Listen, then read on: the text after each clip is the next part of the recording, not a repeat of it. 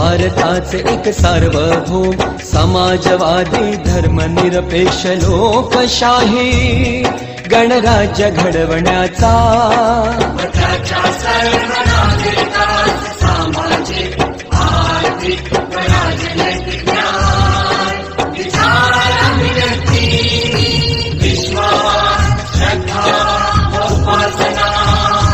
यांचे स्वातंत्र्य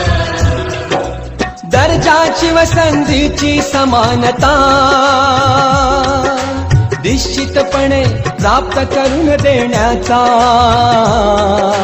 आणि त्या सर्वांमध्ये व्यक्तीची प्रतिष्ठा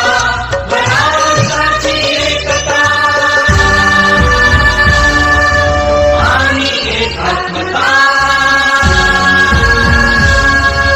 यांचे आश्वासन देणारी बंधुता प्रवर्धित करण्याचा संकल्पपूर्वक निर्धार